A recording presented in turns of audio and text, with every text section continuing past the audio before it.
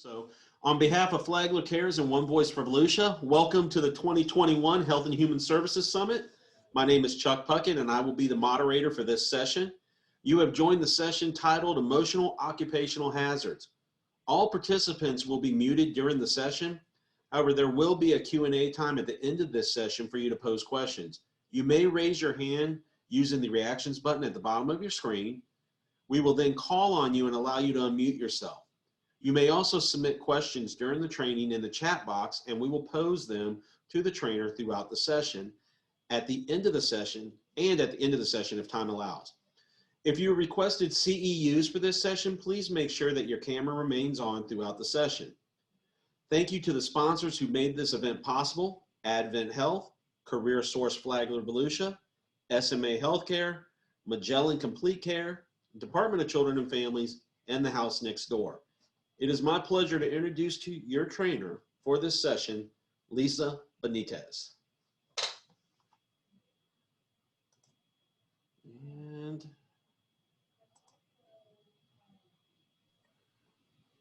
good morning. Good morning, everyone.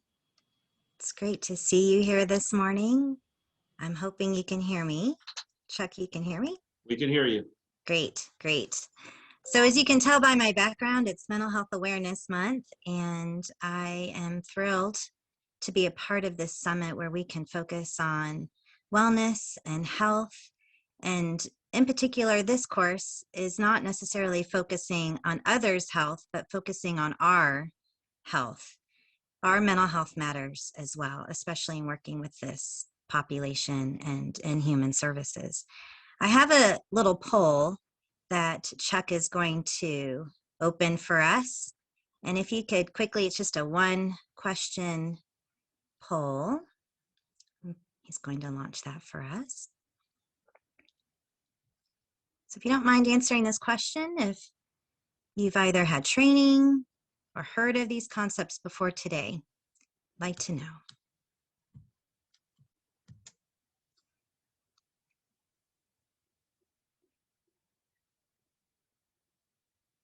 And Chuck, I'll take your guidance on where we are with everyone submitting an answer.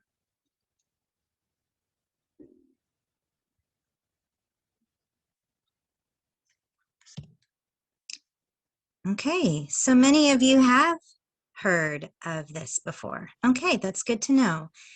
When I was putting together this class, I realized I'm talking to my people, that you all are my community, you are my team. And so what is it that I can offer you today that's different than what you've already learned or heard of? So I am hoping, before I launch into the presentation, and I do have a PowerPoint that I'm going to share with you, I want to just tell you a little bit about myself if you do not know who I am. And then I want to tell you what kind of birthed, I guess you could say, this training. I'm often reminded of when songwriters come up with themes for the songs they write, it's because of life experience. And I believe it's the same with this class. I've been in the mental health field and practicing as a counselor to various degrees for 30 years. And out of that time, I have recognized and realized how my life, personally and professionally, has been affected by the work that I do. And because of that, I birthed this training, so to speak, that it came to me, the recognition that I need to pay attention to what is going on with me as a provider. I am a licensed mental health counselor. I am the clinical director for the Presbyterian Counseling Center, and I am a doctoral student with Fielding Graduate University, specializing in infant and early childhood development, which basically is lifespan development and understanding what attachment and bonding is. So later this afternoon, I'll be teaching a little bit more about that. But today we're going to be focusing more on the relational side of life with our clients and how those relationships affect us. I am a Volusia County resident. I'm a product of Volusia County Schools. I love our community. I love what we do. I'm very invested in this work. So you're going to probably hear my passion as we talk about these things. And I do believe in relational learning as well. So I'm hoping throughout the time you'll hear me pause, and Chuck will be monitoring the chat like you said. I want to hear your engagement. I want to hear your thoughts along the way. But because we have a lot to talk about, I do want to make sure that we get through everything that we want to talk about. So with all that being said, I'm going to share my screen.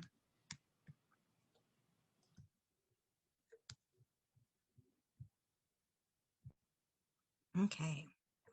So I believe you can see my introduction slide, and because of being licensed, I do have to share those credentials with you. But like I said earlier, I've been doing this work for a long time, and I really do love what I do.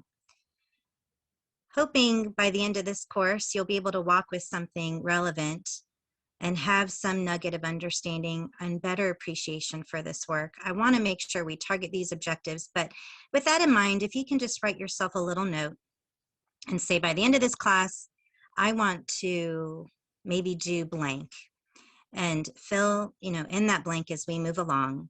And hopefully as you ground yourself and write that down, you will be able to apply it when we're finished with our time together. So, excuse me, morning allergies. I'm sure most of you can relate to that living in Florida. By the time we're finished with our presentation, you're going to have an understanding of trauma and its prevalence. Going to look at how trauma affects the brain and affect regulation. So we all have moments where we are dysregulated and our emotions may, what we would say, kind of seize our actions. And so we're going to examine that a little bit more. We're going to look at the signs and symptoms of vicarious trauma.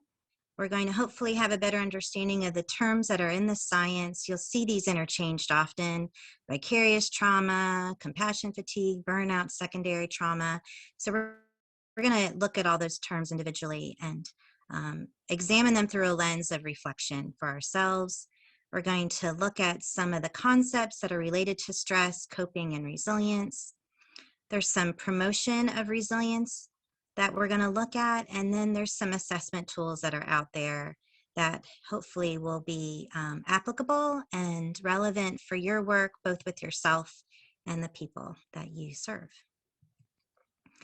Now, I'm preaching to the choir. Like I said, I know this is my people, and so these aren't things that you're probably ignorant to. If anything, you're probably very knowledgeable in about what is trauma. So I'm just pulling from some of the resources out there, and according to the Substance Abuse and Mental Health Administration, and also the Mental Health Administration, or the mental health hospitals is what that NASMHPD is, talks about the unique and individual experience of violence and victimization. So these definitions are characterized by understanding that all of us are affected by trauma individually. I'm sure you all know that. And what the Substance Abuse and Mental Health Administration also wanted to stress was that there's not just a physical element to trauma, but there's an emotional element to trauma, and it does affect our functioning. And that's basically what we're going to focus on today. How are we functioning as mental health providers who are doing this work day in, day out? These statistics are probably not new to you, but just to kind of ground us a little bit, and the link here at the bottom of the slide, I was trying to figure out, Chuck, where to post some of my slides. So probably if you come back later today, these slides will be available to you, or we can make sure they're available for you through email so that you can take some of this information and continue with it beyond today. But we know that the session is recorded too, Lisa, for you. Awesome, awesome. And they will be made available. So, yes. Great. So the National Council posted this great flyer, and I just pulled from it some of these statistics that I thought were very interesting. We know that 70% of adults have experienced some type of traumatic event at least once in their lives. And in public health, 90% of our clients have experienced trauma. So with that in mind, I exercise universal precautions in being trauma informed. I assume that everybody who walks through my door, everyone that I sit with, including you all here with me, have experienced some level of trauma. Unfortunately, we believe that a woman is beaten every 15 seconds and that a rape occurs every 6 minutes.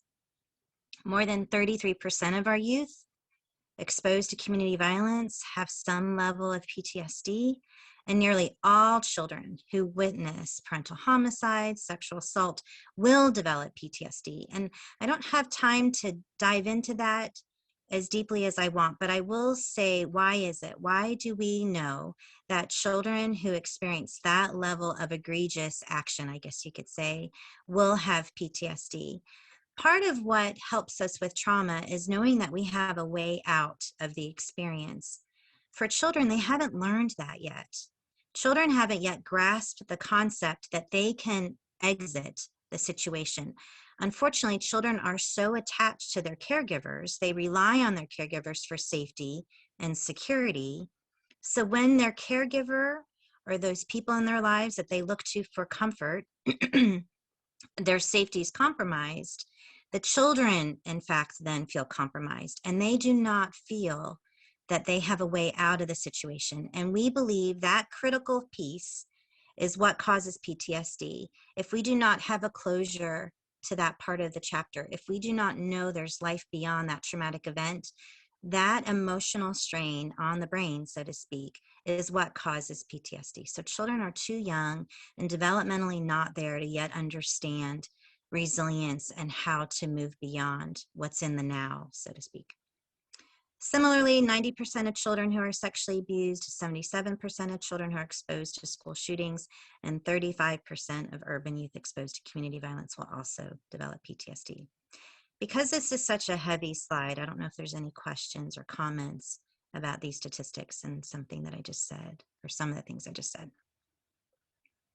No comments? Okay. So what is it about trauma in the brain? We know that today's science is giving us wonderful technologies that we can study the brain more, and that we have this capacity to monitor the brain as it's experiencing certain events. And so, as you probably have seen in studies or seen images or taken previous classes, we can take these electrodes and kind of map them around our skull, and the brain has certain sections to it that we know are responsible for certain properties and things that we do. So there is something about the hyperarousal continuum, which we, I guess you could say in layman's terms, call it that fight or flight response. In our limbic system is that basal brain, what we call kind of our primitive brain, that we have all been developed or born into because of being human. And it is very primitive in that its original design is to help us flee from danger. Now, we cannot undo our brain and we cannot undo the response because it is a part of survival. It is how we get through life, that we have this capacity to know we can either fight through it or flight, or the other thing is freeze, which is here the dissociative continuum, or we may surrender to that experience. And over time, when we experience these different states of how we respond to trauma, over time, they can become traits. It is through pattern and repetition.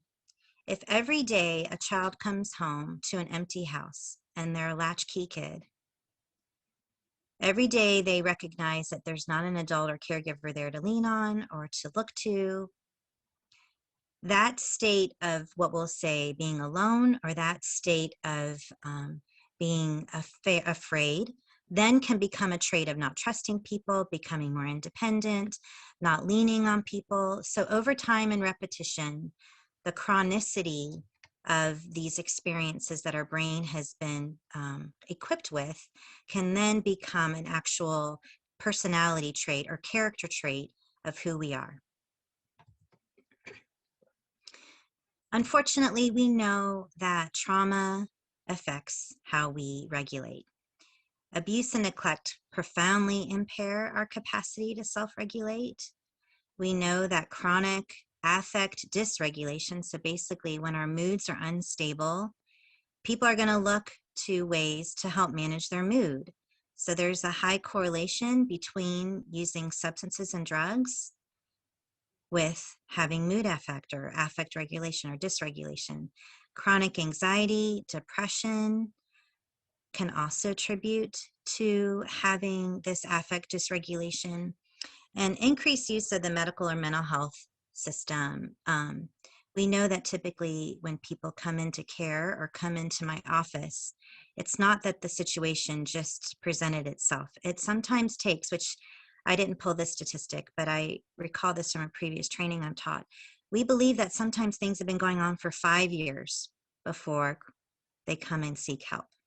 So it's typically not something that's just presented itself in their life, but there's a continuous level of presentation in their lives that they've now reached a tolerance as to what they can contain or hold, and then they reach out for help.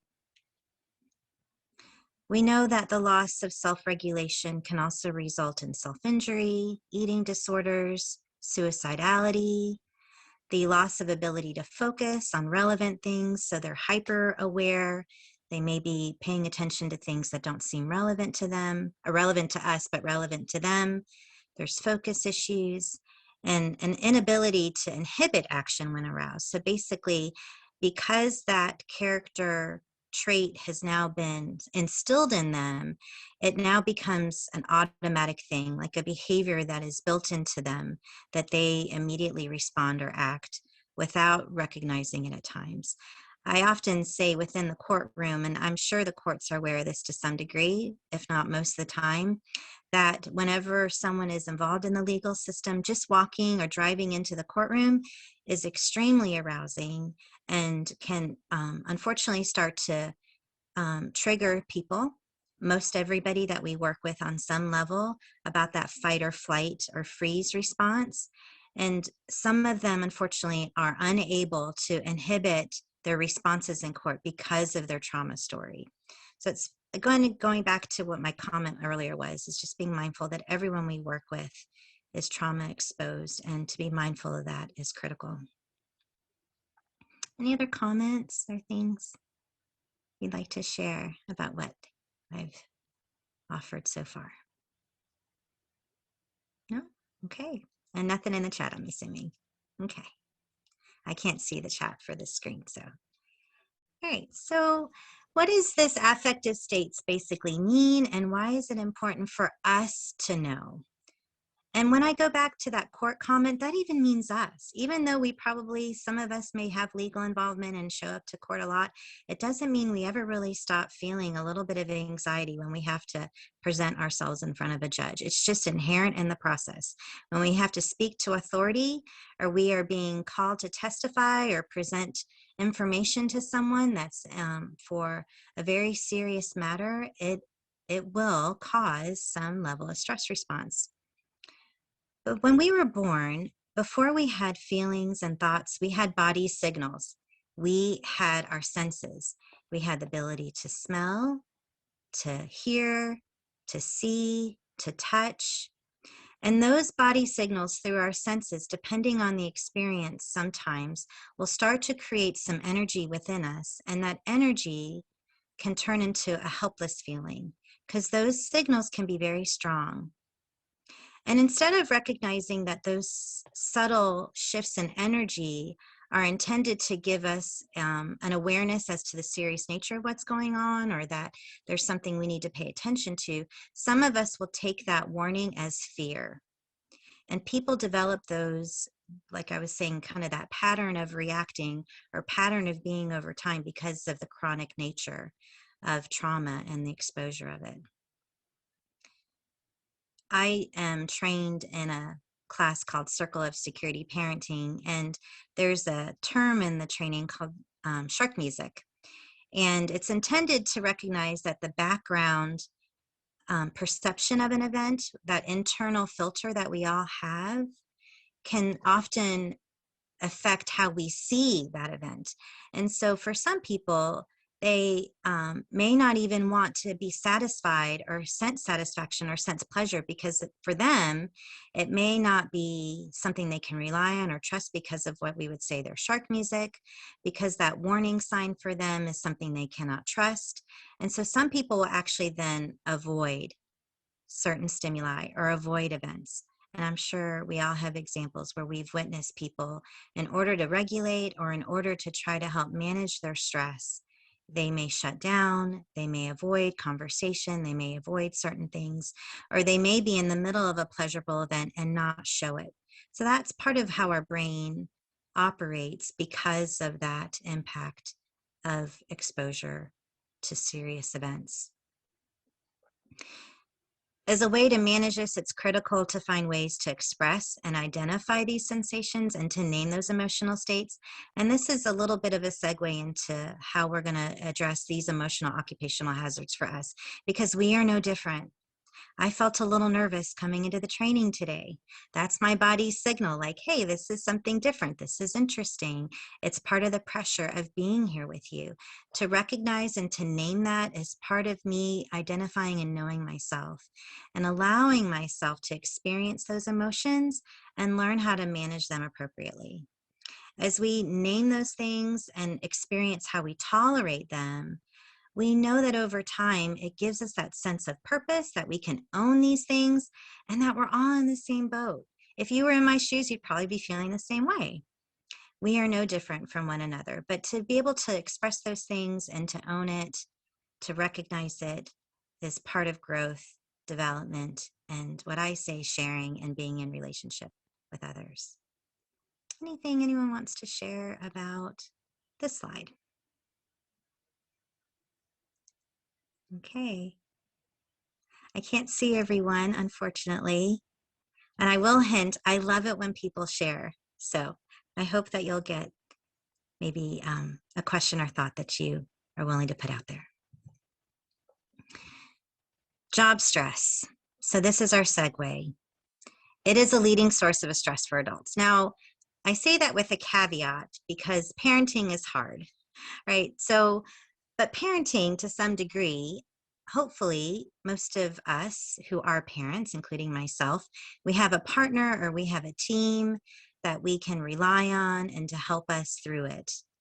When it comes to job stress, there's some unique, but I would say individual characteristics of occupations that may limit us as to how we can lean on others or what we can do. So we do believe that occupational stress is the leading source of stress, and not just because the pressures that our jobs often expose us to, but then the after effect of that. If we do not work, we do not have money. If we do not have money, we do not have the things we need. So there's a domino effect that is attributed to why stress is so is seen as such a high level of intensity for adults. Now, we do see stress levels are escalating in children, teenagers, college students, and elderly. And the list here probably doesn't need any explanation. I think the internet is a wonderful thing, don't get me wrong. But in balance with that, not only does it expose us to information instantly, but it also exposes us to the other level of information that can be negative, such as recognizing when something happened down the street or something happened on the other side of the globe, or we start to hear and see other people's habits through videos like YouTube or TikTok. Because we feel like we're not alone, because we have this device in front of us that connects us to the world, we may isolate ourselves to our homes, such as COVID has done. So we are seeing more isolation and loneliness, and we are much more spread out. We have family members now that don't necessarily live in the same community. We are seeing religious values and family ties are have some differences now, and we are unfortunately also seeing limited resources of social support.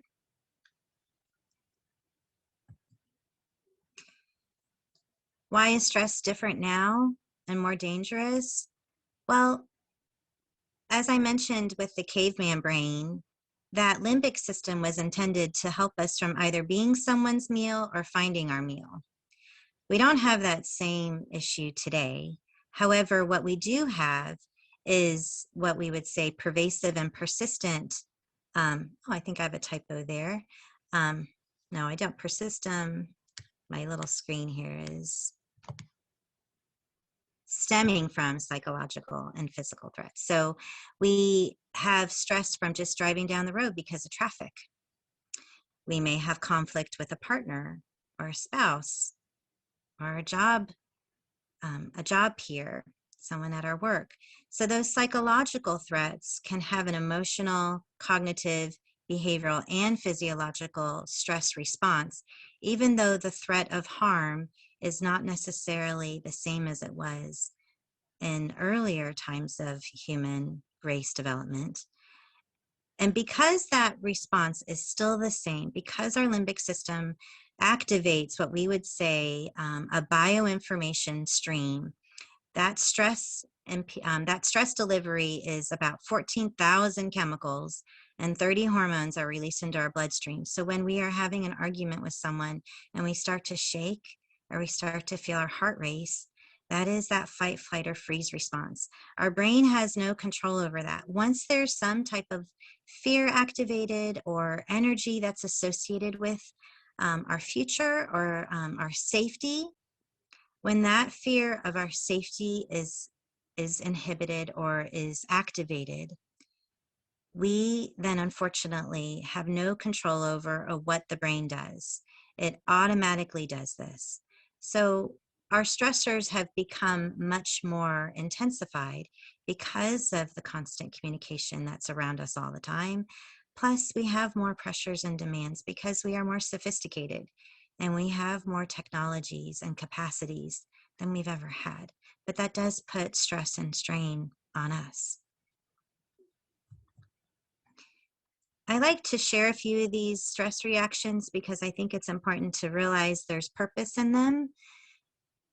Our heart rate and blood pressure start to rise because of that 14,000 chemical release that I mentioned in the previous slide, but it's intended to help with blood flow so that our brain can have better decision making. Our blood sugar rises, that will hopefully give us more fuel so we can have more strength or energy. Say we didn't have sleep the night before, or we had challenges that have stretched us emotionally or mentally, physically. So that release of energy is to get us through that more serious moment. Blood is shunted away from the gut because it doesn't need to be digesting food at that moment, but our large muscles of our arms and our legs need to be increased in strength. And it's with the purpose of understanding we may need to be fast in fleeing a situation, or we may be in a sense of combat.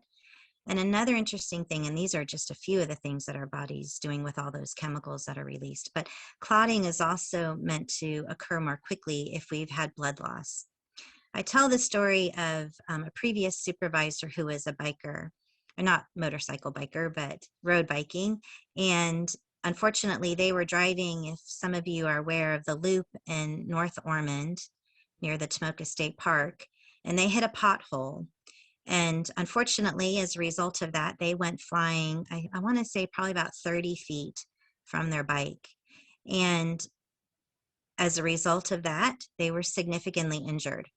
Now, his name is John. What John would tell us is that he just knew when he flew, all that mattered was to get his bike and make sure he was safe on the side of the road so a car wouldn't hit him. But what he didn't know, because of this fight, flight, or freeze response and the release of all those hormones, we are actually given some pain medication, so to speak, from those hormones. He did not realize how injured he was. He had broken 3 ribs. He was bleeding profusely. He had injured his face. But he didn't think about any of that in that moment because of how our body responds to the fight, flight, or freeze, that stressor. We all probably have heard stories of where people can lift cars off of someone, or someone has this incredible strength, or they flew literally out of a way of a car coming, or whatever it may be. That is our body's way of helping us through dangerous situations. Does anyone have a personal story of where they have seen how their body's reaction to stress helped them through a challenging moment? Lisa, I'll go ahead and contribute. Great. When I was younger, about 16, I was riding one of those little Honda Elite scooters down State Road 40, and a car came off at 95 and pulled out right in front of me, and that whole life flashes before your eyes thing happened. And I jumped at the last second and catapulted over the car, flew about 10 feet down the road, and rolled on my shoulder and walked away with no injuries instead of ending up in the back of that car.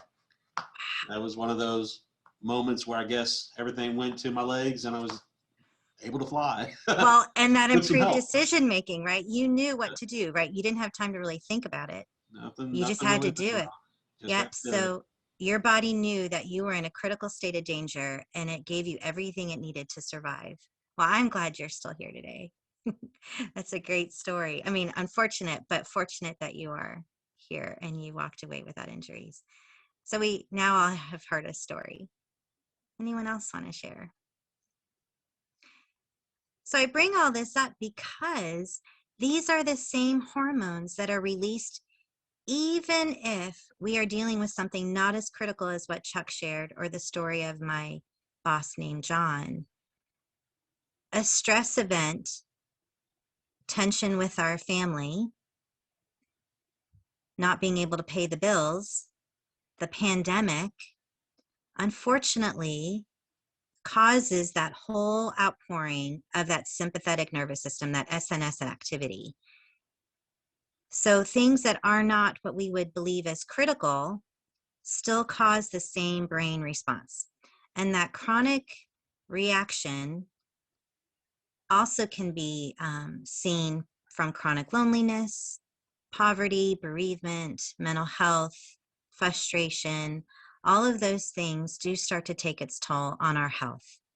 We have seen more studies come from the Center for Disease Control about the effects of stress on our health than we have seen in decades. And all those studies are telling us that stress affects our health. If you go to the American Heart Association, and typically in the past you would see, they would talk about the risk factors of cancer or heart disease, and you would see diet and exercise, but now you're seeing stress. How are you managing stress? How are you dealing with life? Those two are critical elements to our health and functioning. Stress can affect our hormones, those brain neurotransmitters.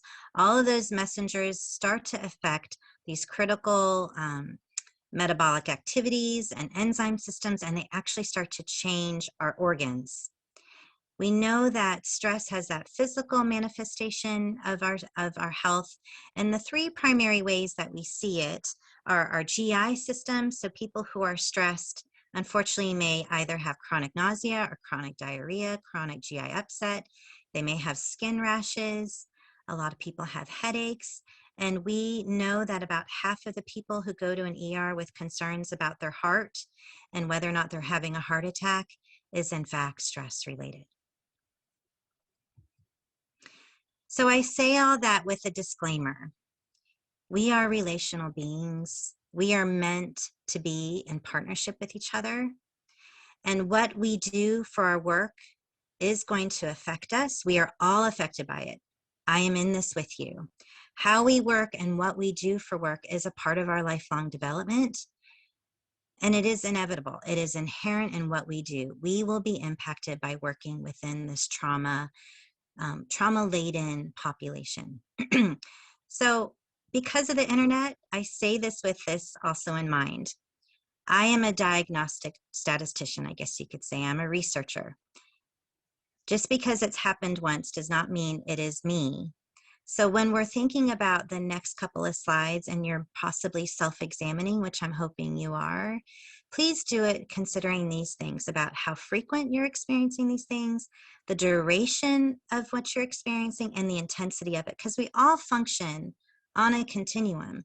We all are probably going to say, that's me. Uh-oh, that's me too, right? None of us are immune, like I said, to this work. But if at the end of this presentation, if you do believe that you are meeting criteria for having vicarious trauma or secondary traumatic stress, will you please consult a physician?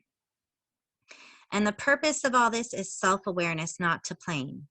We are not here to blame the people that we work with. We are not here to blame the people who maybe are exposing us to these things. It is just for us to know ourselves better, because blame is a dead-end street. It gets us nowhere. The good news is, after we are hearing about these things, I'm hoping you'll also know that there's ways to get through it. I'm taking the next few slides from the American Counseling Association. So there are some links to, they have some fact sheets. They have some great fact sheets, actually, several of them. And two of the fact sheets that I'm pulling from are vicarious trauma and secondary traumatic stress. But before we get to VT and ST, S. I do want to touch on Dr. Figley and Dr. Mathieu. I don't know if I'm quite saying that correctly, but they do some research, and I've cited them here today. And also, I have some slides at the end that will cite their research more in detail. But we do believe that all of us have some level of compassion fatigue throughout this work, where we just feel spent from caring for others. And that, unfortunately, when we are spending that care over time, we may not be able to replenish our own reserves. I like to use the imagery of imagining a flask of water, and we're constantly pulling from the water to replenish us. But eventually, if we don't go refill the water, we obviously don't have the reserves. So how often are we replenishing that water or replenishing ourselves? Because of the nature of the work, probably not often enough.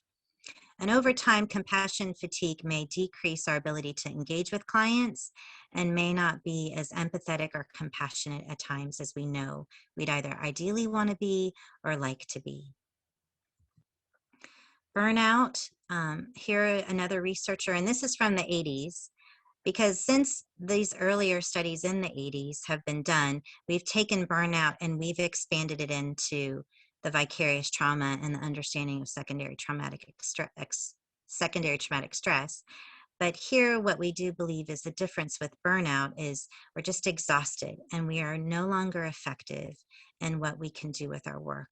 And that ability to feel like we have power over our work and are in control of our work and not feeling appreciated can permeate now into what we would say more like escape fantasies. We can be more irritable. We may see some illness going on. And that goes back to the stress response, the way the brain responds, feeling exhausted and isolated. Now, I'm hoping everyone on this call, I'm going to say this with a caveat of know where they can access help, because we do see job-related stress in many occupations. Most employers offer an employee assistance program, an EAP, which is basically free counseling, and that is available for anyone in your family. So I'm not here to necessarily promote our center because we're not the only ones who receive EAP benefits for people, but there are many providers in our community where you can get free counseling. So if you think you're experiencing burnout and you believe or someone in your family may be experiencing burnout, most employers offer that EAP benefit to explore what may be the reason for that. Now, Perlman, there's a few others that are known as researchers in the area of vicarious trauma. I like to take some of their quotes. Barbara Stam is another, and she's still practicing actively and working with vicarious trauma.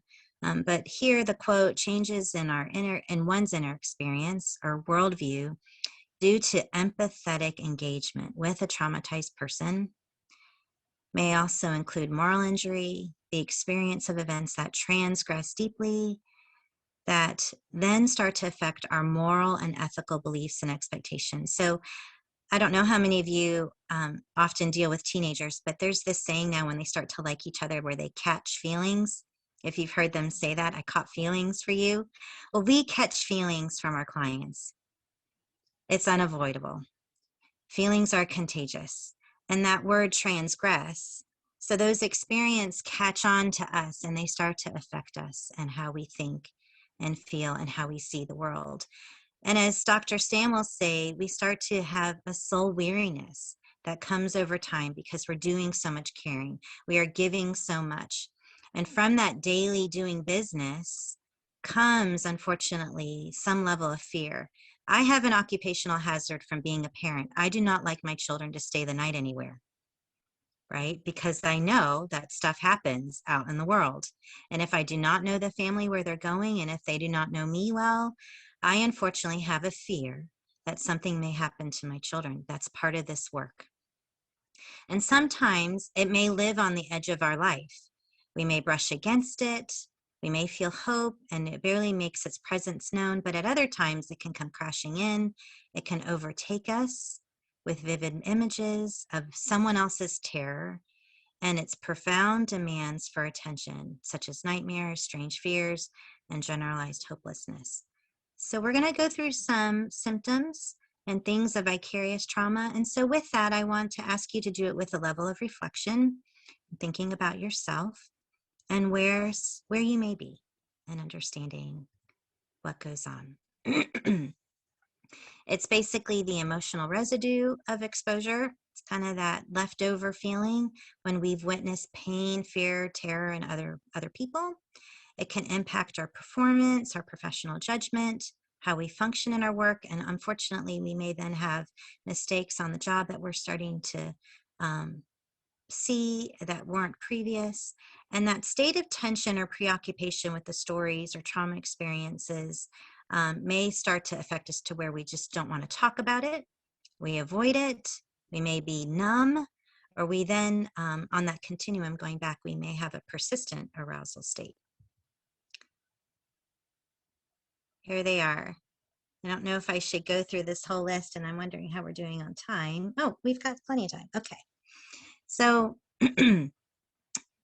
thinking again with that caveat of frequency, duration, intensity, how frequently, how intense, how often are you having these feelings that it's difficult to talk about your own feelings? You may have some floating bouts of anger or being irritated and you're not sure where they're coming from. You may have a strong startle response or are jumpy that you weren't necessarily having maybe last year. You may see yourself going to food for comfort or avoiding food because of that GI upset. So going back to the body's physiological manifestation of stress, it starts to affect your GI system and you just aren't feeling hunger or you're having a lot of upset. So the food may nauseate you. You may have a hard time sleeping or staying asleep. We know that sleep is primary to health, and that typically is the first sign of stress. So our sleep is being impacted on a chronic level. And then, unfortunately, we may even be losing sleep because our head is thinking about our work, our clients, our patients. We may start to be concerned that we're not doing enough for our clients. We may even have dreams about our clients or about what they've experienced. Now, I want to touch on dreams for just a moment. Dreams, as you may know this already, and because I don't know everyone's line of work as to who's on the training today, but dreams are really our subconscious, unconscious thoughts or feelings coming out in a story or a movie in our head because our brain never stops, even when we're sleeping. So dreams are not about other people.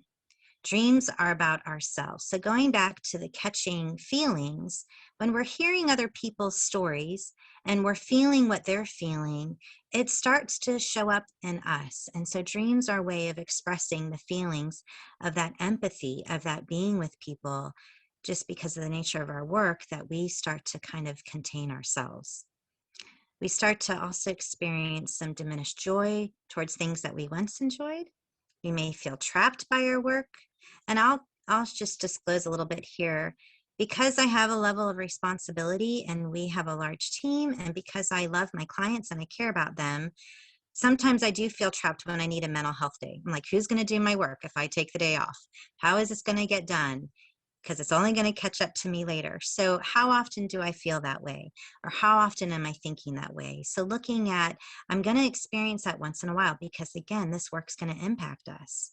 But if I'm feeling that every day, that's something to pay attention to. If we're having diminished feelings of satisfaction and personal accomplishment in our work, if we may have intrusive thoughts of our clients, especially those that have had severe trauma histories, if we're feeling helpless or hopeless because of the work that we do, or if we start to blame others. So these are some signs. Any questions? Or anyone want to share about this slide?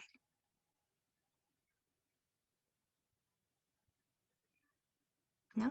And nothing in the chat? Okay. Some behavior that's associated with vicarious trauma. And I go back to recognizing too that we want to look at how many of these elements fit us. And because job changes is kind of a millennial, I guess you could say, trait, that millennials are known to have more job changes. We're not saying that this one thing alone means you have vicarious trauma, but in combination with how frequent you change jobs, how often are you maybe tardy to work? Going back to that anger and irritability, how often are you feeling or experiencing that? Or just not showing up or being irresponsible? Or overworking? How often are you feeling exhausted? Are you talking to yourself in a critical way? Are you having a lot of negative self-talk? Are you going out to avoid being alone or dropping out of community affairs or events? And are you possibly having moments where you're rejecting others from being too close to you physically or emotionally? So those are some behaviors. And looking at if you notice that you're experiencing, where I would say at least 5 or more, if some of you are clinicians, we know the DSM likes to say that if 5 or more of these symptoms you're having, then you have what we would say or label you as having a diagnosis.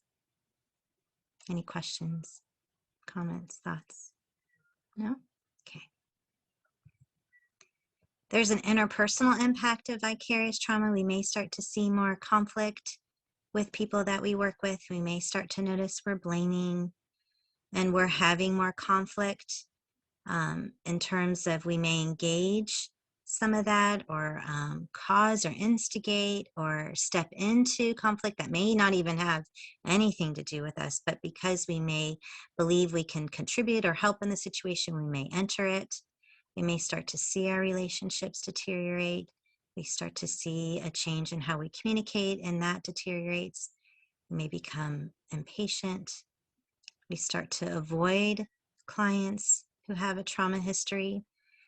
And I'll share this. I know of a clinician, because they have been personally affected by suicide in their family, they will not see anyone as a client who may have current suicidal thoughts. And I think that's a wise thing as we recognize, going back into the self-awareness phase, as we all know our limitations and what they do to us. That's a way that this clinician has found to manage their stress load, because it affects their own story. But if we're not aware of it and we're just avoiding it, then that's something to pay attention to. We may not be as collaborative. We may withdraw or isolate from colleagues. We may have a change in relationship with our colleagues. And we may just struggle with finding rewarding relationships in our life that are positive or healthy. Here's where we see vicarious trauma affect our values and beliefs. We feel less satisfied. We may start to have a negative perception of life, may not find as much interest in hobbies or things that we once were interested in. We may start to be more apathetic, start to see ourselves blame a little bit more, may not be as appreciative, may not be as interested or caring towards others, may be more detached and more hopeless. Now, this low self-image goes back to the negative self-talk, and I want to also preface this by saying that it is, I guess you could say, a developmental stage, that the older we get, the more aware we become. And often with that, our mortality also starts to become more evident because we see more stuff. We start to experience more bad things. So there's this inherent nature of getting older that we may start to humble ourselves a little bit more, or we may start to recognize that we aren't Superman or Superwoman.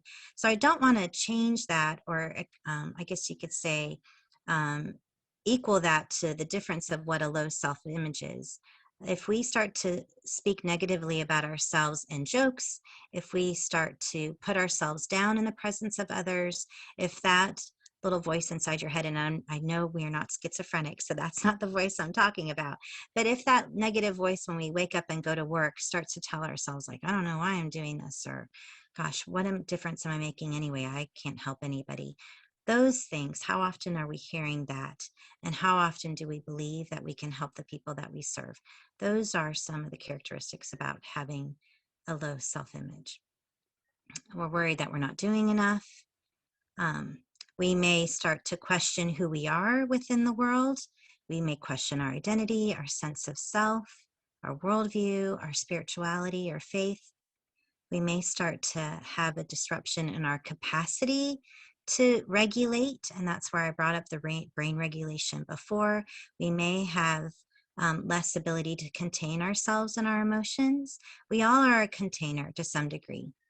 We contain our capacity. We contain the emotions and feelings of our family, of ourselves, and of our clients. But over time, are we spilling over, so to speak, on each other? Are we starting to sense that we're having less connection with people because of what we are trying to contain is too much? And do we see a disruption in our needs, beliefs, relationships where we're starting to not feel safe, a lack of trust, a lack of control or intimacy in those relationships? Any comments, questions, thoughts? No. Okay. And those, I think I hinted on this a little earlier, but as a conclusion to vicarious trauma, we do see a lack of motivation, an increase in errors, a decrease in quality. We may start to avoid certain duties that our job requires of us. We may become over-involved or perfectionistic, and we may not be as flexible. So with all that being said, if you had noticed as we were going through those checklists, if those things apply to you, where a lot of the things that I was describing, please talk to somebody. And I also want to maybe premise this as well, or just a caveat. If you are a supervisor, and I am, so I can see some of the people that I supervise with some of this. And I think the last thing as a supervisor that I would want my supervisee to believe is that I'm here to diagnose them. That is not my job. However, if you think that there's some things that you can share with your team, I'm going to make sure that you have this available to share with them as well. This is all public domain. I just took all this information from science, which science builds on itself. So we are constantly learning from others before us. So as I've learned from the researchers that I'm sharing with you today and putting it together in the slide, I want you to do the same as a supervisor. If there's some things on here that you think other people that you're working with need to hear, please take this. This is for educational purposes because we're in this together. Like I said, this is a community. We all live and help the same people, and we affect one another. So where does all that vicarious trauma turn into PTSD? Well, according to the DSM, we know that if we experience symptoms of PTSD, a lot of those trauma symptoms that I just went through for over 3 months, that is then where vicarious trauma turns into secondary traumatic stress, or PTSD. We start to see an increased level of distress for our caring professionals, and then they start to lead into negative outcomes. We know that if we're not healthy, we're not able to help the clients. And there are several risk factors for developing secondary traumatic stress, not just the inherent nature of the work, but also if the worker has their own significant trauma history, especially during childhood. If they may be considered a high empath, some people actually describe themselves that way, or if we start to see a volume of your caseload and the amount of time that you're spending with clients, and maybe you're in the thick of some pretty intense trauma experiences, those can all be risk factors for developing STS.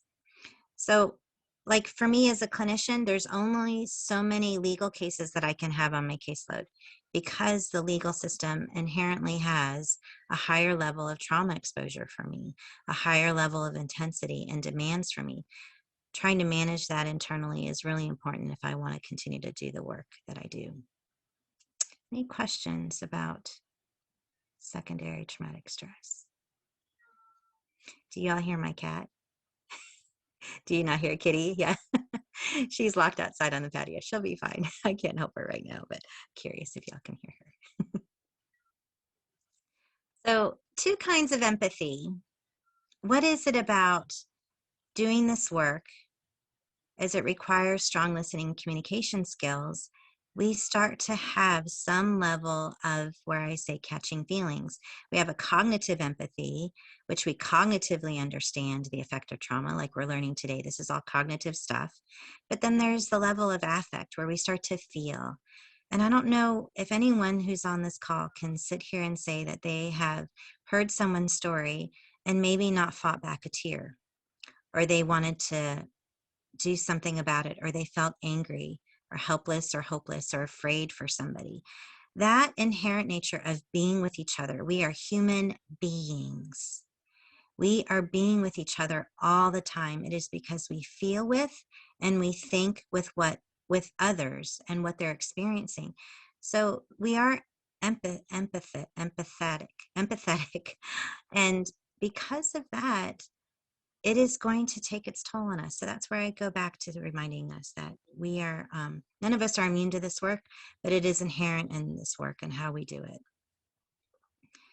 So some of the risk factors, and these are probably some things you already know, but through the research, we continue to explore what secondary traumatic stress is and how it's come to be and what we can do about it. There was originally some beliefs that people who were at greatest risk were those first line responders, such as your EMTs, your police officers, your firefighters, your nurses, clergy. However, now that list is expanded to pretty much anybody in social services or human services, your doctors, your lawyers, adult mental health professionals, your child protective service workers, prison guards, juvenile probation officers, foster parents, teachers, basically all of us. Going back to empathy, it is just part of being present and available to patients. We are feeling someone else's pain. And unfortunately, the system doesn't give us a lot of recovery time. We're often required to listen to horrific situations, and yet we don't have time in between how often we hear those things. And by listening to those stories over and over, we don't have this time to say, okay, I can't hear your story anymore, or I'm just not going to be able to do this. We just don't create enough time to be able to recover emotionally and mentally from what we're hearing day in, day out. Now, Chuck, you may be able to help me with this question if it's okay. I put you on the spot, and I didn't warn you about this in advance, but say you had a child death case. Do you allow the CPI to have some downtime from situations where there's a child death? So when we have a child death case, if a CPI had worked that case previously, we recognize that there may be some trauma related with finding out that one of their past victims has now become a victim of a death, and we do give them time off. We are cautious to explain that it's not a got you type of event, because that's the first thing that someone goes to is they're going to look at my old case and see if I did something wrong and I'm going to get fired. It's strictly being done to provide care for that individual so they can, minimize the impact as much as possible. Mm-hmm. We do offer the CPIs that currently have the death case, because it's time sensitive information, and that need to gather information up front. We do check in on their own emotional health. We refer them to the EAP. We encourage that they speak with someone, even if they do not feel like they're experiencing any trauma at this time. We want them to still have that door available to them. Because we think it's important that, it might be manifesting in a way that they don't recognize yet. So there's no shame in being able to talk to someone about what they may be experiencing. And so we do offer counseling to them. And if someone was to come up to us after the case and say, I need some time off, then of course we would assist with that. That's great. That's great. Thank you for sharing that. Mm-hmm. I do know, because we do get those EAP referrals, like you mentioned, Chuck, with law enforcement, something that they are doing, well, a lot of law enforcement agencies are having what they call like a health unit. And if they've either been fired upon or they've had to unload or use their weapon, they are given recovery time from that. They are immediately allowed some personal time off from duty, paid time off, because of either being fired upon or firing their weapon. They know that there's a level of traumatic exposure to that they need to provide their staff member time to heal from and get through. Going back to the comment about who may be more vulnerable to stress, if we have some unresolved personal traumas, many of us, all of us, have had some level of loss or trauma exposure. And so how often we're dealing with that or having to think about that, the painful experiences that come from this work then may be reactivated by hearing other people's struggles or other people's pain. And when professionals are working with individuals who have suffered similar traumas, it unfortunately is going to trigger painful reminders of our own. Because of being more fragmented and isolated, the research tells us that that cohesiveness as a community was once a regulating what we would say strategy. But because we have become so much more spread out and more individualized, that fragmentation does affect how we manage various traumas and various stressors. When individuals feel valued and are in the presence of others who respect and care for them, that kind of gives us that, what I would say, that leaning into or that leaning on to help us through that extreme stress. It's that shoulder that we can cry on. It's that person who can hold us. But when we don't have someone like that, when we are in more isolated, individualized, and especially in how we deliver services versus a team-oriented practice, that can expose us more to the impact of trauma. If anyone has a comment or thought, or maybe has some strategies that you're doing to help address that, recognizing that when workers or people are often required to work alone, it may expose them more.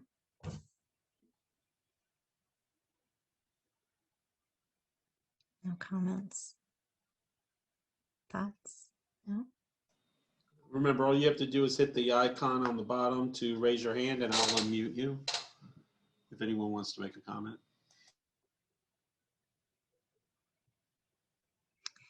Maybe can I ask this? For people who are currently listening and a part of this, how many have been exposed to trauma on the job, if you're willing to share? Trauma exposure, maybe raise a hand. And Chuck, if you just want to tell me, because I can't really see. I think there's a hand raised with the reactions on the bottom of their screen, correct? I have. Okay. Yeah. It's I'm starting to see hands being raised. pretty much everybody. Yeah, looks like everybody. Okay. One time, and I just didn't realize how much it was going to affect me. In my early days, after I did my undergrad in psychology, I came back to this area to work. I went off to FSU, and I worked in a group home of nonverbal teenage boys. And in that home, I think I'd only been working a few nights. They would rotate us through the homes, and we were doing dishes. The boys were in bed. My colleague was doing laundry. I was cleaning up the kitchen. And next thing you know, I feel a slap in the back of my head because my back was turned. I was at the sink. And I turn around, and it was one of the young boys. And he had his hand up like this. I know I have my mental health filter in the back, so I don't know if you can see. But he had his hand up, and it had feces all over it. And he took his feces, and he smeared it down the back of my head and back. And I was grotesqued. I was disgusted, obviously. And I had no mindful actions about him other than myself. Thankfully, my colleague, who I was working with, was able to manage the situation, get me in the shower, and help calm me down. But if I didn't have her, and if I didn't have her wisdom and her ability to help me through it, I don't know if I would have continued doing this work, because there were times after that event that I was wondering if it was going to happen to me again. Do all people do this? I didn't realize that it was isolated versus chronic. And so in recognizing, going back to how much we need each other and how much we need to talk through these things and work through them, it's not all the time, thankfully, and that's only one story event, but we are all affected by this work. There's not a lot of system resources.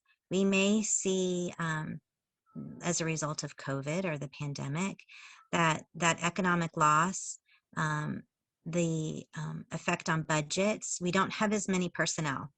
I think CPC and DCF is probably always hiring. Chuck, you can probably nod to that, right? You're always hiring because the turnaround is extensive. It takes a lot to do this work. And so that task of how these occupational hazards affect your programs, affect your personnel, affect your staff are really critical. And it's important to create some type of positive work environment where we're talking about these things, where we care for each other and we support each other versus tearing each other down. Now, we are not perfect, and we're always going to have differences of opinions, but I think it's important to be mindful of. We are all in this together. We are all caring for people. Now, we may have different ways of sharing that care or expressing that care, but how we treat each other is so important in this work. I commend you. I think everyone who does this work is a hero. It takes superhuman strength often to do this kind of work and to stick with it and to stay with it. And I'm hoping, if anything, that you'll walk away from this feeling appreciated and valuable because you are.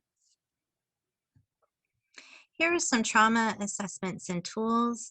If you haven't heard of some of these things, again, they are all public available and they are free to you. The only one that may be a little bit of a challenge to get, and I don't know if you can see my cursor down here, is this Pro QOL. So I'm going to go through these and I'm hoping that you're going to be able to transfer with me as I go to another screen. Did it change screens? Is that a nod? Yes? Okay, great.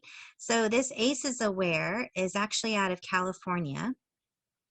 And it is a whole trauma-informed initiative that is done across the entire state, and it is funded through state dollars. It's an awesome resource. Now, you don't just have to be in California. So their Medicaid California system is where the funding is coming through. But you can go through this and you'll see that the ACE score, if most of us have probably heard of the Adverse Childhood Experiences score, many of us know that may not be as user-friendly for some populations. So they've adapted the ACEs and they've turned it into the PEARLs. And so this PEARLs is translated into English and Spanish. And then here's the ACE questionnaire for adults, both English and Spanish. And there's even other languages that they've translated that in if you want it beyond Spanish. So there's the PEARLs and the ACE questionnaire. And those questionnaires, I think it's important that we do ourselves if you haven't already done that. All right, now let's see if I can go back to my presentation. Are you back on my original slide where it says formal trauma assessments? Or are you still on the ACE? I'm sorry, you were on the formal trauma assessment, but because I was seeing the screening tools, it did not click on another link. Did it go back to the formal trauma assessment Yes, link or no? you're Oh, on, okay. you're on that side. But it didn't go to the PEARLs or ACEs, is what you're saying? It did Oh, not. okay. So let me try it this way. Sometimes it does that. So thank you for letting me know. I have to go to a different screen to share that. Okay. And I see some comments in the chat box. Chuck, is there something we can naturally stop and talk about, or is it related to me not? It's related to not being able to see. To see. Okay. Yeah. All right. What about now? Oh, yep, there it is. There it is. Okay, there we go. So there's the website at the top. You'll see ACEs Aware. You scroll down. Here's the PEARLs in English, the PEARLs in Spanish. There's the ACE questionnaire in English and Spanish. And then this link here will take you to other languages for the ACE questionnaire. And you'll see the notation here, if many of you realize the Center for Disease Control and Kaiser Permanente, so they're acknowledging the research. And the California Surgeon General, which she has a TED Talk. She often speaks at many events. She has been an impetus in making California a trauma-informed state. Any questions or comments about ACEs Aware? No? Okay. Now, I appreciate your patience with me as I go back and forth here. So the next website that I'll take you to, and I realize it's taking me all the way back to the beginning of my presentation.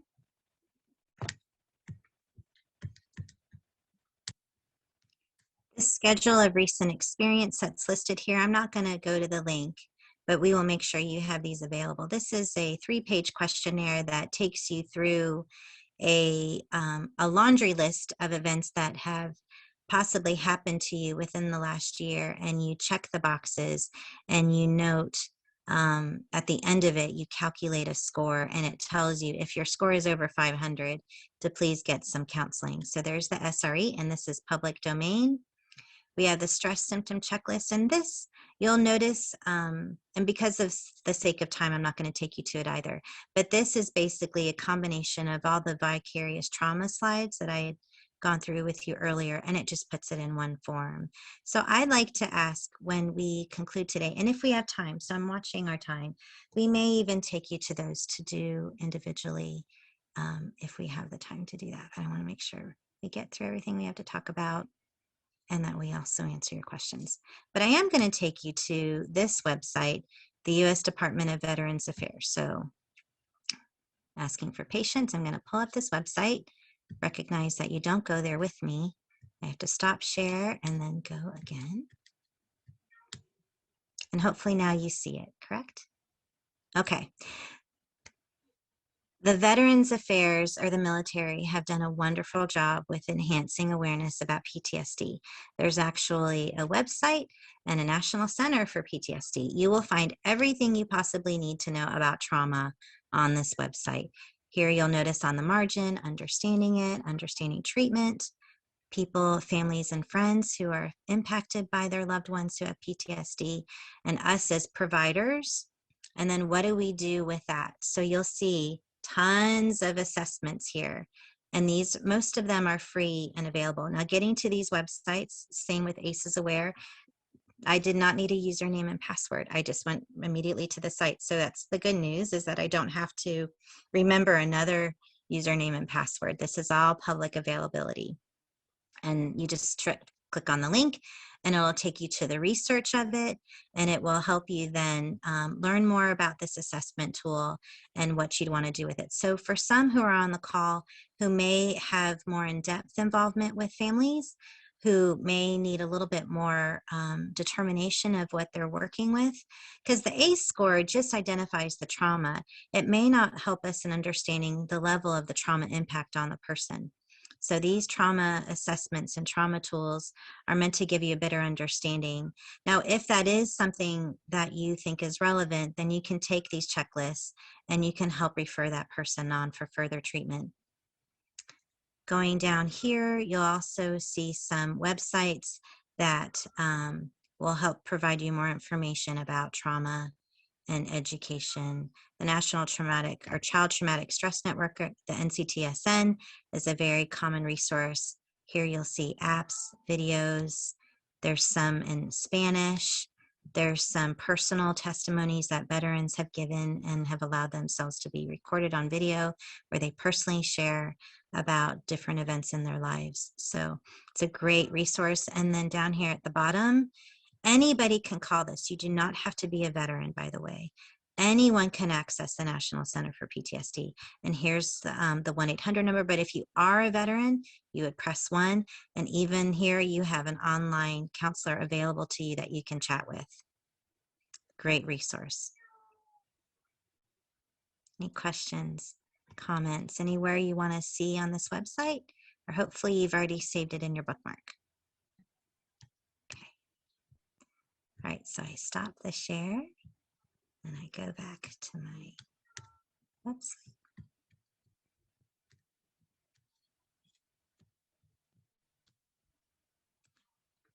Now the ProQOL, which is the last piece here that I want to share with you.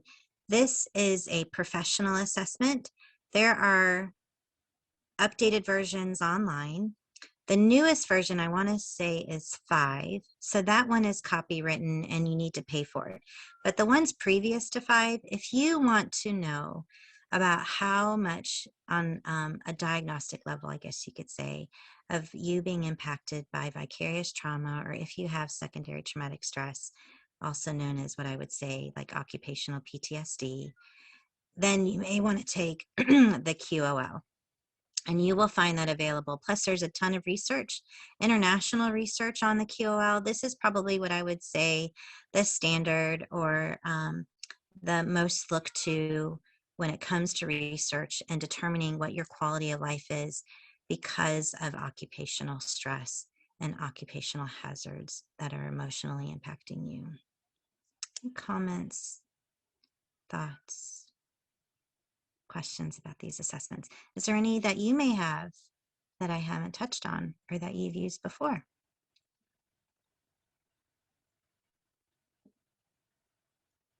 Has pretty much everyone taken the ACE or know the ACE? I'm assuming, raise the hands, the ACE score. Or is anyone who hasn't?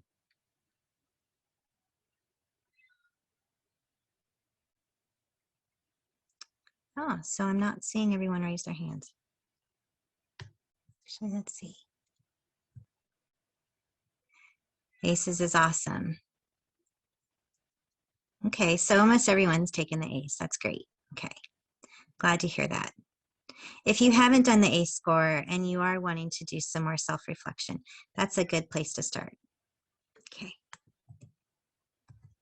Great. So for some reason, I can't seem to advance my screen. Okay. So this is the part of the training, and I know we're getting to this last 45 minutes. And so if you need to move around, please do that. Take care of yourself. Be mindful of your needs, your senses, your energy level. Sitting down and looking at a screen can be hard. So as we try to take care of ourselves, maybe hopefully you'll still be able to hear me as you're moving. But I do want to touch on resilience. Dr. Maston, I would say, is a leader in the research involving resilience. If you have not read her book, Ordinary Magic, it is definitely a must for your bookshelf. She does some great identification of how it is that people who are exposed to serious threats can adapt and develop despite the exposure. And what is it about being able to bounce back, bounce up, bounce forward? How is it that we can do that? How is it that we can do better than we think, considering the circumstances? I have worked for CPT in my lifespan. In my career, I worked for Arnold Palmer Hospital in Orlando, where I was a part of the CPT team there. And if you all know child welfare, unfortunately, Orlando is kind of a hub of child abuse. So I was doing child death cases a lot, and I was involved in autopsy staffings, and I was having to take pictures of burns and injuries on the hospital units. And when I interviewed for that job and they told me that I'd have to be a part of all that, I did not think I could do that work. I had no idea that I could be able to take those circumstances and do well. But there was something about what I would say my resilience, my character that helped me through it. The team that I worked with was amazing. My supervisor was amazing. And we were able to be in those situations together and get through them. So what is that about our resilience when we are exposed to such events? What some will say is that we can beat the odds while also changing them. And resilience is often used to explain the differences in how well we cope with adversity. Now, what is the difference between coping and resilience? And if you'll notice here, this bottom little paragraph here. So coping basically is our cognitive and behavioral strategies, but resilience is how we adapt, or our capacity to adapt and recover from those stressful situations in the face of a challenging job, in the face of extreme difficulty. We believe that constantly changing cognitive and behavioral efforts is basically how we cope, that we can manage those demands, that external, internal stimuli, because we are being so pressed or so taxed, and it may often exceed our resources. Coping can also be seen as anything that we do to adjust to the challenges and demands of stress so that we can hopefully reduce the impact of it, the negative impact of it. So we're going to briefly go through coping skills, and I do want to ask, just for the sake of this training and just for the point of saying it out loud, and I know I mentioned this earlier in the presentation, if you're leaving anything today, what is it something that you want to leave with? And maybe developing a coping skill, improving a coping skill, helping with your resilience, your resolve is something that you want to focus on. So we're going to go through a couple of the elements to coping. We believe that the pattern of coping is what helps us. So if this is embedded in your schedule, if this is something you typically go to, if this is something you lean on or know that it's part of your plans, your schedule, how you manage your time, that can be highly effective. It needs to be something that is reliable and dependable.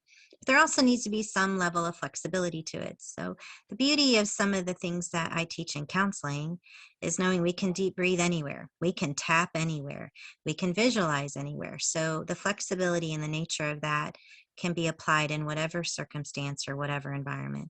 And then, of course, how effective it is. And this is where some people will tell me, well, that coping skill doesn't really work for me. And actually, I heard that from a youth that I texted this week. As you all probably know, it's been FSA season or FSA testing.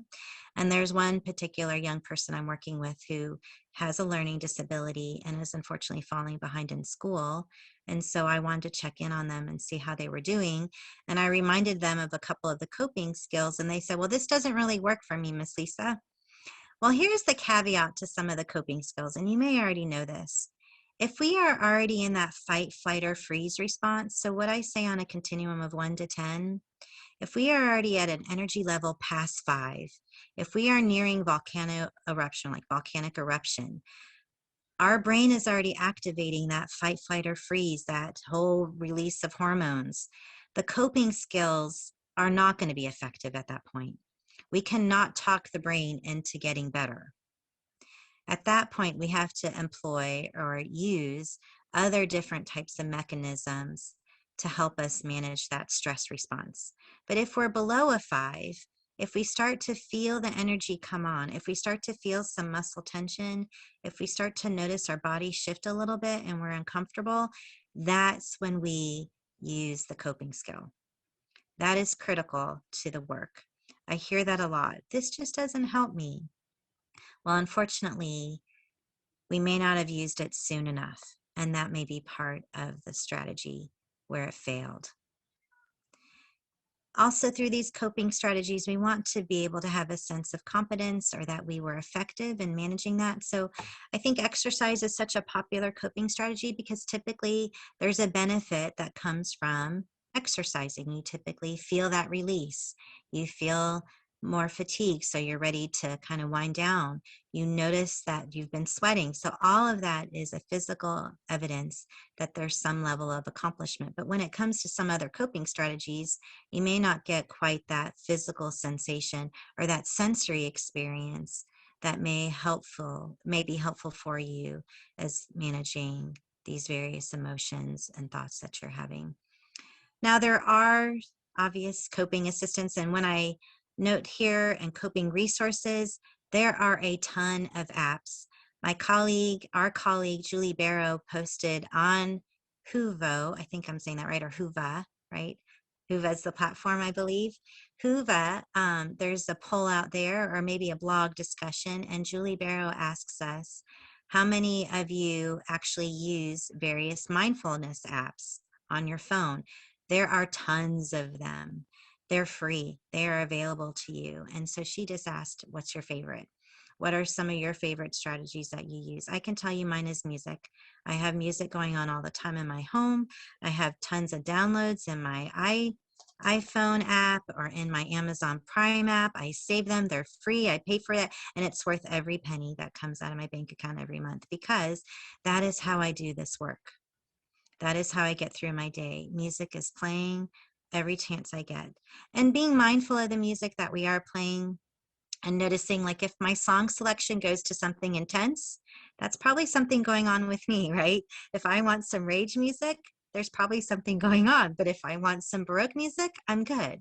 So being mindful of what and how I use those coping strategies and how flexible they are tells me where I am and how my life is going and what level of functioning I'm at. Does anyone have anything they want to share about coping strategies, resources they've used, techniques? You have a comment? If someone who wants to unmute. Someone put in a comment. I love walking, running with a podcast or someone telling a story. This is a feature on Apple Watch. Nice.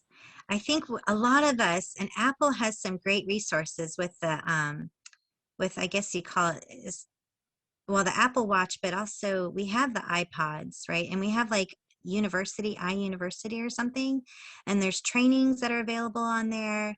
There's a ton of podcasts that are free that come with your Apple device. So I agree. That's awesome. I know that there are also, if you have an Amazon Prime membership, there are a few Audible books that are free. So you can get books that are free that way. And also from having students in the Volusia County school system, I've come to learn this. And also if you have a Volusia County library card, there's Audible books that are available for you that are free through an app that you can just check out through your library card, and you can listen to your device as well. So you don't have to pay for this stuff. You just have to kind of know how to get it. We have some more comments, I think, Chuck, right? The same person's replying, Apple Fit, you can try a free trial, lots of options for different levels, yoga, dance, etc. Ah, so And is that through a device like a tablet? through Apple Fit. Apple Someone Fit. also said Insight Timer. I use it for meditation. Nice. Insight Timer. So that must be an app. I haven't heard of that one. I know Headspace is a common one. It was free during the pandemic. Headspace. Or I guess we still are in the pandemic, really. Okay, so some great shares. Awesome. Anything else in the comments? Oh, more commenting. Smiling Mind. You want me to take you off mute, Miss Ford? Or Mr. Ford, H. Ford. Let's see here. I'm going to ask to unmute. Oh, sure. Hi, everyone. How are you? Hi, great. I do lots of different things. So from Apple Fit, it just depends on the day and what's happening, just like everyone else. So from Apple Fit may or may not start my day because today was happening. I started with you all. So later on that will happen, and I'll probably do spinning with them because that's an option indoors. Relax Melodies I threw in there. That's a free app that you all can use. Smiling Mind is a free app. Headspace is an option for an app. The library thing I absolutely love that you threw in there is an option as well, because I've learned the videos you can check out, the books that you can check out for our children, as well as our clients. I also want to let you all know I work with Sunshine Health. There's also apps that we can take advantage of for EAP that we all may not be aware of, but you can also log in through, and I bring up Sunshine just in case any of you all partner with us. There's an app that you can log into for different relaxation things. I know through Sunshine, we have Virgin Pulse with this through Healthy Pathways, and you can have different challenges for your peers that you can say, park farther away, which is an easy thing to do just to get you to walk further. All kinds of different little things that you can do for different coping and just to bring you together on a day-to-day basis. So Wonderful. Free little tidbits. I can go on, but no, that's wonderful. No, great. And I know I shared this, that I love the group participation. Going back to relationships, yes, you're listening to me, however, but I'm here learning from you and with you. So this is definitely a collective, collaborative experience. Thank you for sharing all that. Definitely. Something too that the pandemic has forced us into is becoming more flexible with technology, right? And being able to use all these devices. What I have seen now as a result of that, especially in terms of mental health, and I think that may have been what you were hinting to, is that we can do a lot of telemedicine virtually now. So having accessibility to providers that may be more convenient for your schedule, providing that Zoom option through video telehealth in the evenings or weekends. There's a lot more counseling services that are doing that now, and general medical providers are also offering that as an option to their clients because insurance has been covering it. I myself am certified as a telehealth provider, which was something that the pandemic forced me to do. So it has now helped me in being able to move forward in what I say kind of being a hybrid provider, where I'm doing both in-person and virtual meetings with a lot of the people I work with. Any other comments about coping skills? Some people added Simple Habits, a great meditation app, and there's a great app for anxiety. And I'm sorry, What's Up is a great app for anxiety and mindfulness. What's Up? Ah. I learned so much. I'm just used to going home and putting on YouTube and listening to videos all day long. So now I got a lot more apps. There you go, Chuck. That's your takeaway, right? Yes. Awesome. Great. All right.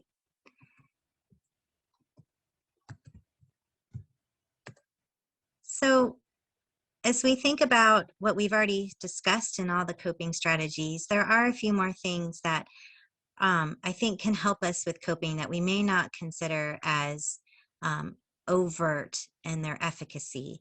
Just being brave and reminding ourselves that we are brave immediately gives us a little bit more what we say oxytocin. So oxytocin is a hormone that's originally secreted initially between parent and or mother and child.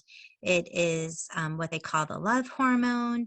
It is meant to help with bonding and attachment, but it does come through relational experiences. And so when we are encouraging ourselves to be brave and we're being in relationship with ourselves, oxytocin is released, and it actually expands the blood vessels. And with that expansion of our blood vessels, we start to have an improved blood flow. And going back to the earlier slides where I mentioned improved blood flow sends more blood to the brain and improves our thinking. So just by telling ourselves some positive messages, having positive mantras, that is a nice, easy coping strategy. Being able to keep boundaries, it's okay to say no. It's okay to say no. Very important in this work. As we solve problems, there's a natural element that comes with being productive, and seeing outcomes that are positive can also be a nice coping strategy. Channel some interests. Now I haven't been able to do this as much recently because of the pandemic, but when I used to do more grocery shopping in person, now I utilize a lot of the curbside features through some of the stores that I shop at. However, I used to go down some different aisles in the grocery store, and I used to challenge myself with selecting something that I wouldn't normally buy, or it sounds yummy or it looks interesting. I'm like, well, I'll just try that. That's a nice little way of fostering an interest or trying something new that we typically wouldn't have done otherwise.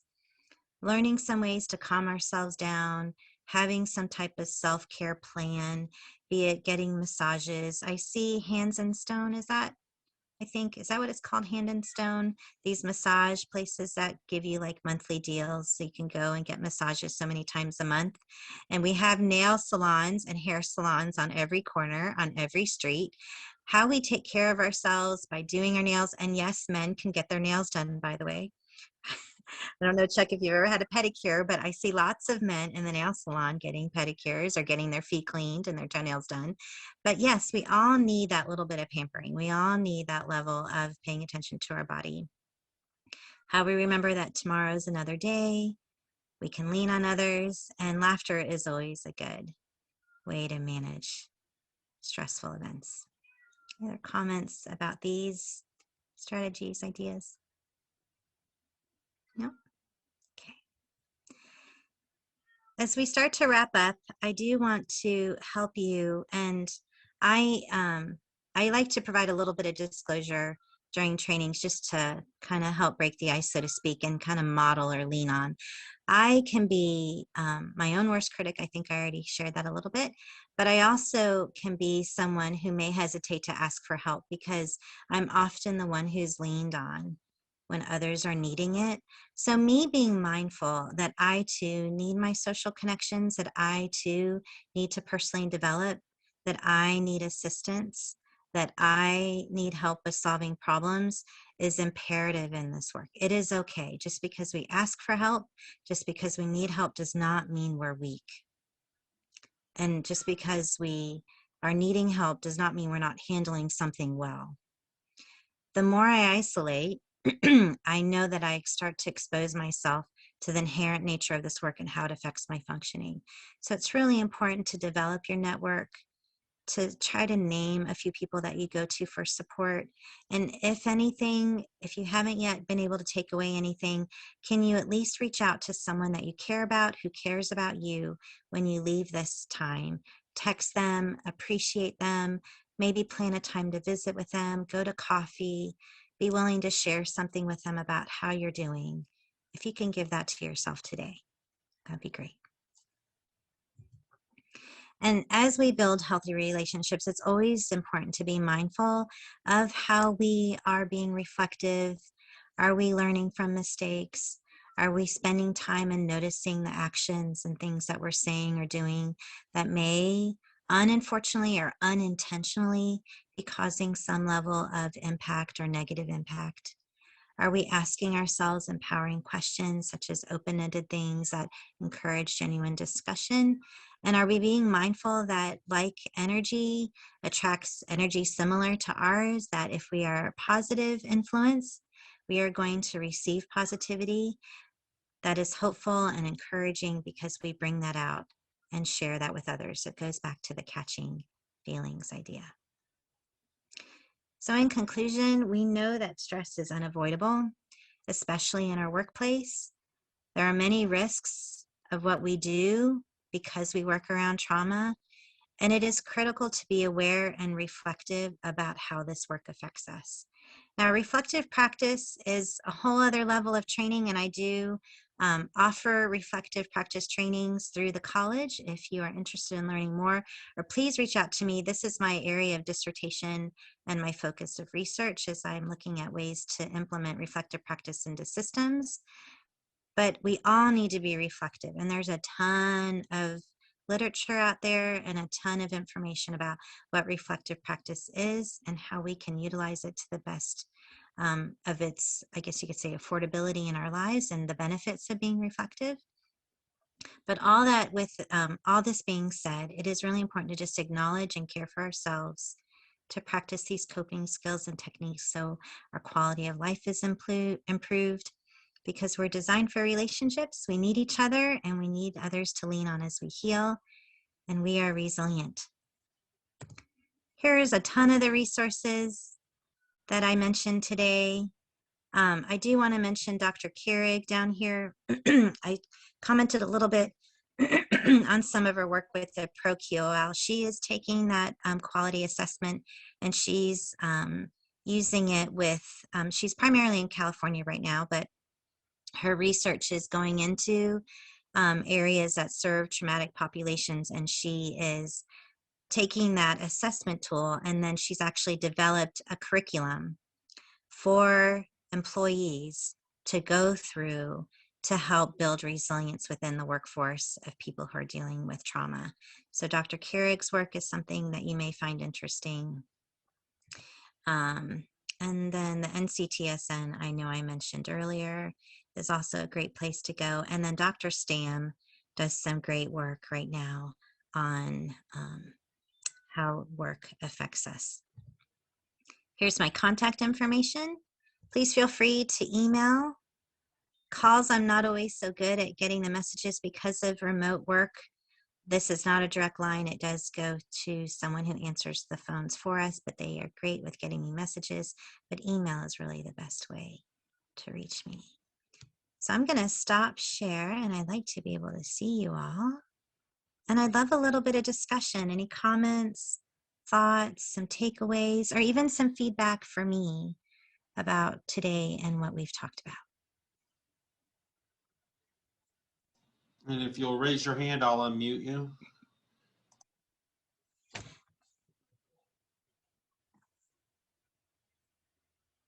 Anyone want to share their takeaways? Anything that they did learn or didn't learn? Hopefully there was something new that was shared with you today,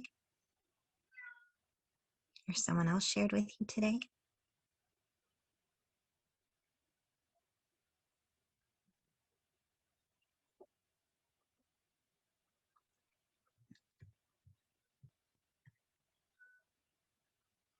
We have a quiet bunch. Appreciated the resources and information. You're welcome, Jessica.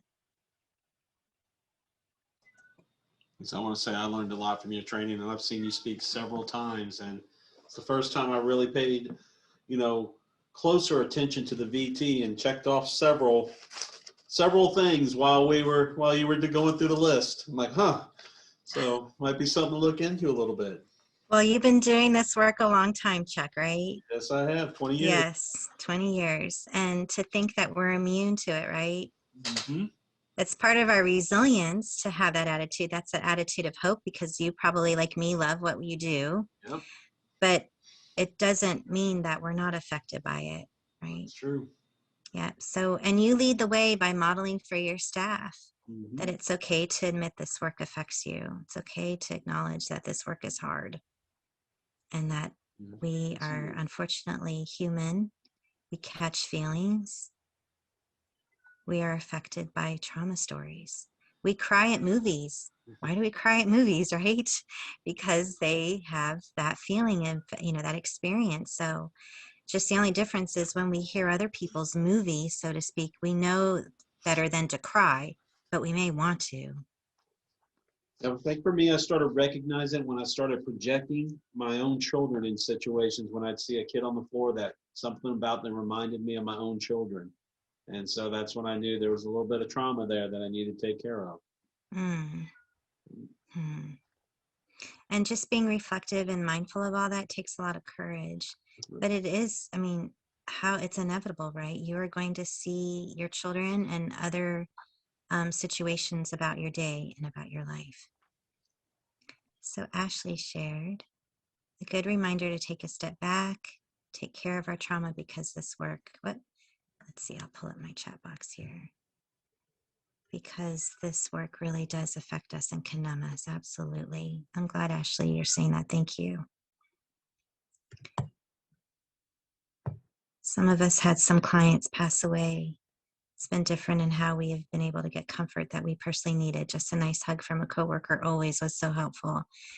That's nice. I think sometimes in this work, what I'll often hear is, I don't know what I did to affect them, or what did I do to impact them. And what I try to help people realize is it's not always what we say, it's also what we don't say. It's also what we don't do. Because of the way grief is, I guess you could say, kind of managed in our culture, we have a tendency, we're given like 3 days of bereavement. And then it's unfortunate that we kind of think, okay, the grief is over. But for me, who's lost a father, my grief really didn't hit me until 3 months later. So 3 months I'm working and I'm crying in my office, and people, they go about their day, they're not asking, and I'm not telling, and I'm not showing them. But it was important for me to be mindful of, it takes me, it's a two-way street, right? It takes me to let other people know that I'm struggling. And then have I fostered relationships with people that help them realize that I need someone to ask me every now and then, how am I doing? To have that support system. Anyone else want to share or have a comment? Oh, here's a comment. Let's see, Ashley Johnson. You want to read that, Chuck? Has a comment? I believe so. I had a case last year where the mom died in a crash, and she had to be the one to break the news to the 5-year-old and the 3-year-old who were left behind. Oh, and they were in the vehicle with mom? Oh, wow. And thought she was sleeping. How it affected her because of your own daughter at the time was 3. Reminded me of how young that mom was. Yeah. Wow. Yeah. Let's see. It still chokes you up. Yeah, I bet. Chokes me up a little bit. Being a mom myself, right? I don't know how we can be parents and have to deal with families and not see our own children in this work. Yeah. Sorry, Ashley. For those that are doing this work, if you're interested in reflective practice or reflective supervision, and we're going to get ready to close, but part of what reflective practice is intended to be is exactly for what Ashley shared for us.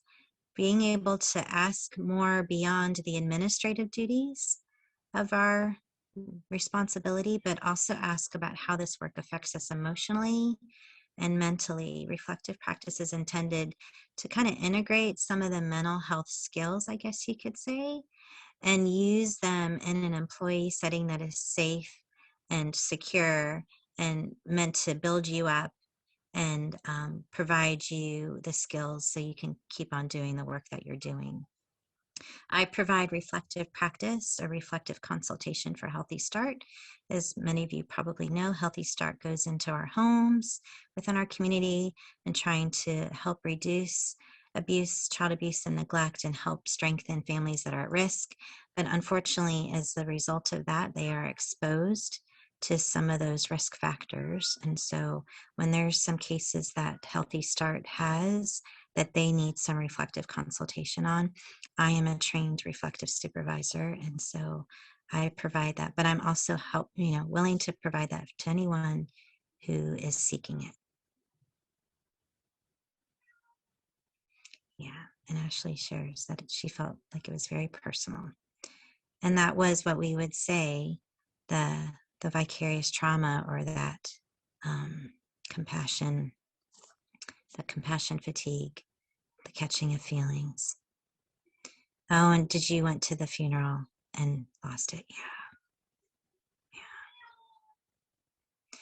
And I want to encourage you, Ashley, the courage it takes to show those emotions and recognize that you're only human, I'm sure was something very powerful, because we are all in this together. And when our clients see that we're impacted by their story, that helps with connection.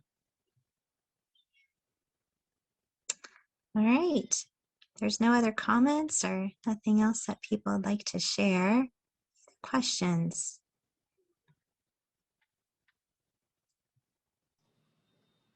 Comments, feedback for me. Thank you all for sharing. Thank you for participating today. It was a pleasure. I'm going to work at getting these resources to you on Whova. And if you want to reach out to me after today, you are welcome to. And Lisa, Kay just sent out a message to all the speakers on how to get the training uploaded. And if not, she can upload it and send it out if we just send it to her. Okay, fantastic. All right. Well, that concludes my presentation. Thank you all. I hope you enjoy the rest of your day. So you're welcome. I want to just thank everyone for attending the session today. I'm now going to end the meeting, but please navigate back to our event platform, Whova, or to our virtual event program in order to join your next session. And thank you, and I hope you guys still have a great event. Thank you, Lisa.